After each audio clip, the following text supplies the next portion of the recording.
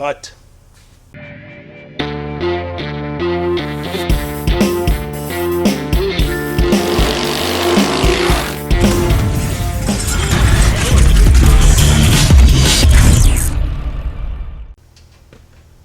What's happening, guys? We're back. Another episode of Muscle Minibike Builds. It's been a couple weeks. The hot Tilley build with the Temecula bob frame is back from Powdercoat, chrome. All our parts are in. Tonight we're going to get this thing together. We got 2 days until we head out to California to go to Joe's Minibike Reunion in La Crescenta, California. Make sure you check it out. We're also going to be doing some YouTube live videos and Facebook Live from the event while we're out there on Saturday, October 19th. Anyway, bike came back. They did a great job. All Valley Powdercoat here in town. Took care of everything. Link in the description below. If you guys are local, you need some good work, check out Paul and the guys over there. They're good. We went with a high metal flake but fine grain metal flake silver for the frame. Gives it almost a natural aluminum look. Complementing red anodized on some of the extra parts and stuff like that. Chrome handlebars. The exhaust is F&B 3-stage. That's chrome. My chrome is currently on its way back from California right now. I'm supposed to get it about 11:30 at night. We'll see what happens. But my chrome guy called me and said, I'm running late, but I'll have it for you. So that's a good thing. Anyway, let's get together, start putting this thing together. We're down to hours now, man, hours. We got to get it finished up. So follow along. Let's go. We'll be back. Here's all the parts back from chrome and Powdercoat. 1 or 2 pieces are missing. They're going to be in later tonight, actually. The seat came out fantastic. Done by Bill Moon with the embroidery. Very cool. We have a steering stabilizer going on it. There's a catch can. The entire theme is basically silver, red, and chrome. Adjustable engine plate. A new DID chain. Here's some pieces that are fresh out of Powdercoat and chrome. You can check out a nice candy red finish. Forks look good.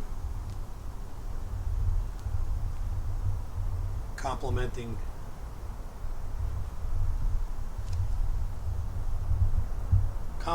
grips. Motor is basically done. Just needs the plumbing finished up on it for the new catch can. Let's take a look at the bike and see how that came out. Alright, so what we're going to do now is we're going to get this whole bike into a roller. The steering head bearings are put back in the neck. They're in. We got a new front wheel for it. Got a nice 5-spoke Astro, polished. New tires on it, front and back. Got a new rear slick. Got this new tire from Kenda. It's a directional tire. Go Power Sports sent it to us. So it'll look pretty good on the front. And then running a standard slick in the back. So it's got kind of that hot rod street look. And follow along. Here we go.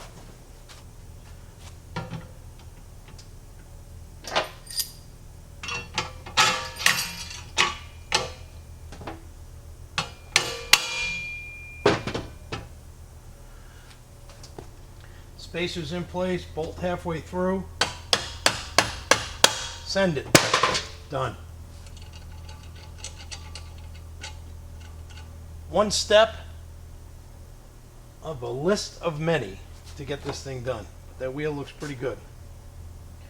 Okay, let's get to the back wheel. Now the back wheel, if you remember from the brake video, took a little bit of manipulation because you got to get it in between the frame. You got to get spacers working through the hole with the frame bracket in the way. So it takes a little bit of time, but it's not bad. But we're going to run through it right here. Maybe you can get it done in one shot. As you see, I had to drill a hole in the rotor. And the reason for that is it's the only way to get on the inside and get to the valve stem. Without it, you can't get air in it because the valve stem's buried in the middle. So it wasn't too big of a deal. Put it on a drill press, drilled the rotor out. A little over a half inch, probably maybe 5/8 of an inch hole. And I got a straight head valve tool, goes right in, pumps it up. We're golden. So now let's put this rear wheel on. Everything should go in fairly smoothly. I have to manipulate the spacers with a socket extension to hold them in place once we get it inside the frame. So let's see if we can do this in one try.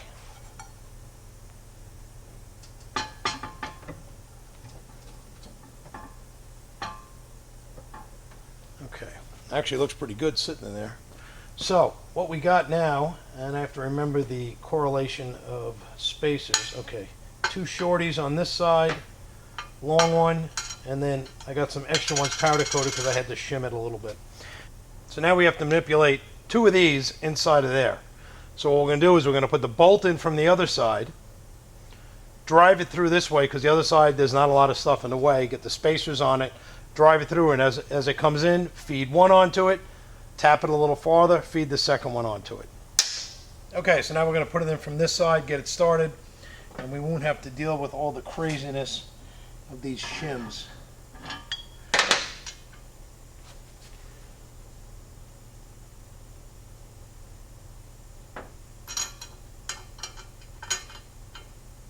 All right.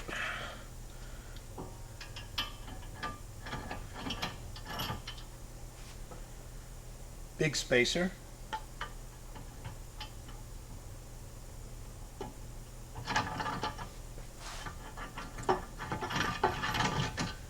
Okay, let's drop this down just a little. There we go. Start working it through.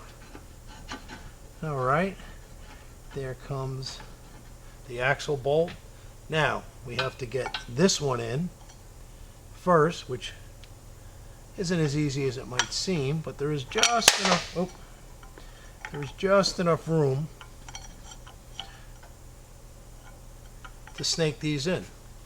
Okay, all back together, calipers mounted. We did have a little bit of an issue, and I didn't end up catching it on camera because I had to do a bunch of changes. But at the end of the day, here was the problem. Because I went with a larger diameter sprocket on the other side, and the way this frame is shaped in the back, it's got a taper to it. It brought the sprocket a little closer to the top, and I didn't adjust for that when I set this whole thing up. So I had to pick up roughly, probably about, I measured it, I forget what it is now, but it was a little, just under 1/8 of an inch movement to move the sprocket to the right side. That was going to cause a problem because of the caliper. But fortunately, when I had this caliper set up and this thing set up, I had it set up with a shim. I took the shims out, added one more shim on the back side. It brought the wheel over at probably 3/32 of an inch, a little under 1/8. Cured the whole problem with the chain. No chain interference with the frame over here. And absolutely no rubbing on the rotor whatsoever. That's actually better than when we had it before. So I'm actually pretty excited. So I'm happy with everything. Long story short, I made it work. Took a little bit of time, a little finagling. Cut a little out of the spacer on this side. Add the difference onto that side. Kick the wheel over this way that tiny bit. Cure the problem. On to the next step in putting this thing together. All right. Rear wheel's on, calipers bolted in, axles in, reshimmed, alignment's perfect. Front end's together, wheels on it, shims are in it, bolted together, we're all good. We're going to get the engine plate mounted because we have an adjustable engine plate because we did have to move that back wheel around from the way this mini bike was originally fabricated by Temecula Bob. So because we moved that back wheel over, rather than hack up and slot all this stuff and make a mess, which so many people do, you get the fully adjustable engine plate, which lets you go back and forth for a chain tension, and then side to side for alignment. And I'll show you. Here's the piece. It's a super nice piece. Nice piece of billet aluminum, all machined, slotted. You got a set of blind bolts that go up through here to grab the motor, and then your other bolts go down through here to grab the plate. So basically, and it's marked front and then this side up. So it's really kind of idiot proof. So that's where it's going to sit, and then these 4 bolts are going to hold it in place that way, and then these 4 bolts are going to hold it in place for the motor. Let's get the hardware in this, let's get it all set up, and we'll drop the motor on, and I'll show you what I mean.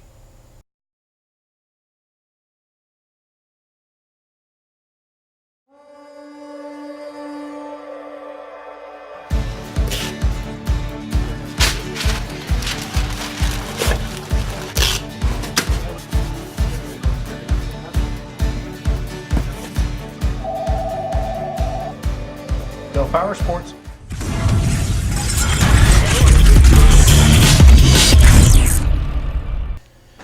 Okay, motor plate is mounted, motor's in, chain's on it, chain alignment's good, motor plate worked out perfect. It gave us that 3/8 of an inch that, if you remember from the brake install episode, we moved the rear wheel to the right, so now we had to move the motor to the left just to get everything back lined up. So we used the Go Power Sports engine plate that they sent us, and it worked out perfectly. Clutch is in. We still got to do the fuel system. I got to do the vent system. I got a new vent tank going on it. These ugly blue lines are coming off. Got to do the handlebar setup, and a bunch more little things. That's what always takes all the time. Let's get back to work, and we're going to start on the venting system for the crankcase. Follow along.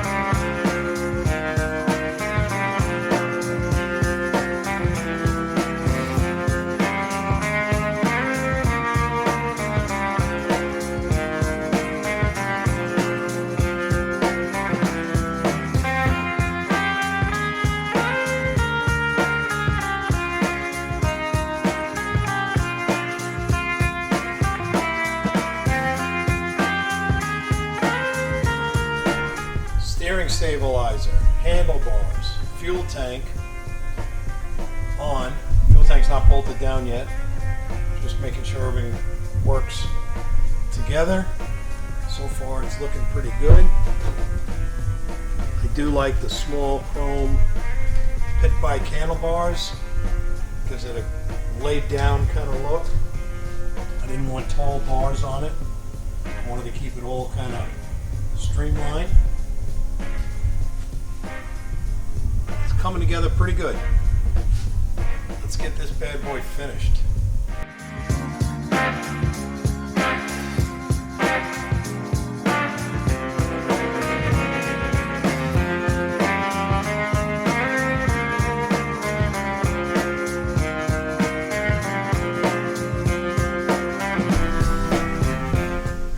Well, here it is.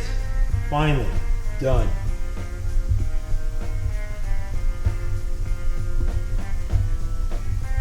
You guys are seeing this all in one-time video, but basically this was last night and today finishing up the final assembly, getting it all back together, rewired, all the new plumbing done. I'm very happy the way the bike came out.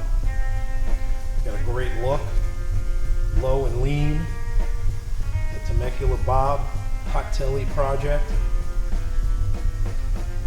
I want to thank everybody that contributed to seeing this build get finished off. First off, Go Power Sports. Couldn't have did it without them. They're a great company to deal with and partner up with in this project. Bill Moon. Bill Moon did the seat and had the embroidery done for me. Looks really good. Temecula Bob obviously built this frame. Like we said, it's about a 15-year-old frame. Just got my chrome back late last night. Got the F&B 3-stage and the side cover. They were out getting plated. And just got them back. Went with the spun aluminum tank mounted above the frame, not below it. Kind of reminiscent of the old 60s gasser with the spun aluminum tanks that they used to have on the front. You know, this wasn't really built as a drag bike or anything like that. Although it does have a good motor in it, it's more of a hot street bike. You know, not saying I'm not going to drag race it. I will.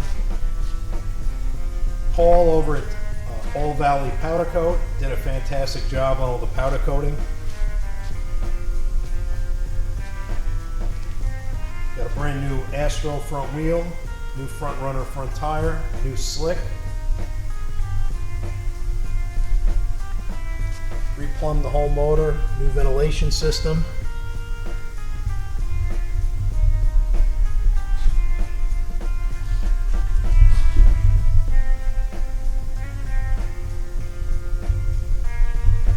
That top plate, everybody always asks about that top plate. That is made by Aussie Speed. You can find them on eBay. Link in the description below. I'll make sure that's included. Once again, I want to thank everybody that helped Go Power Sports for their partnership and sponsoring this build. Bill Moon for the upholstery. All Valley Powdercoat in Phoenix, Arizona for taking care of the powder coating. Custom Chrome and Polishing, Phoenix, Arizona, took care of my chrome plating. Everything else I did in-house, in the shop. It's time to get the trailer loaded up. We're bringing 5 bikes to Joe's Minibike reunion in La Crescenta, California. 3 of them will be in the show. 2 of them will be on display. If you're out there and you're at the show, make sure you check us out in the Muscle Minibike Builds tent. We'll have it all set up. T-shirts, stickers, and stuff will be available. Stop by, say hello. It's this Saturday, October 19th. We'll see you there. And that's about it. I want to say thank you to Go Power Sports for sponsoring us on this build. All Valley Powder Coating. He did all my powder coat work. Bill Moon for the upholstery on the seat. And that's about it. Other than that, we had a good time. Hope you enjoyed following along. We'll be dropping some more videos on some other builds here very shortly. And don't forget to check out Facebook and YouTube for live coverage from Joe's Minibike reunion. And the biggest thing, can't forget this, is we're going to dyno this while we're there, and we're going to see if we made 20 horsepower out of it. If I get 17, 18 out of the rear wheel on the dyno, that's about 20 horsepower with the crank. I'm good with that. Let's see what happens. We'll try to stream that live. If not, it'll definitely be recorded and you guys will see it. So with that, I got to pack up the trailer. I got 5 mini bikes going with me to California. We got to get some stuff done here, clean up the shop a little bit, and get ready to head out of town. Thanks for joining in, and we'll see you guys soon. Here's a little bit of the process of powder coating. The frame is obviously stripped, sandblasted, clean, then negatively charged. The powder is positively charged, and it's sprayed out in a light dusting mist. And you can see it sticks to the metal. They spray both sides, turn it around a little bit. Then once it has the right layer and coating on it, from there it goes in the oven, gets baked at about 400 degrees, I believe for about 40 minutes to an hour, depending on how thick the material is and what it is. The overall finish is absolutely beautiful. You can see the depth in it, a lot of metallic. This is a nice candy. That's what the frame looked like when it came back all wrapped up. You can see the colors in there kind of really pop in the metallic. That center hub is a powder coat chrome finish I like to use. And then that's the silver I used on the frame. A lot of metallic. Very clean, fine dust of metallic. Has a natural aluminum finish to it. I'm very happy with it. Make sure you check the guys out at All Valley Powdercoat. See Paul over there. They're located in Phoenix, and they really do a great job.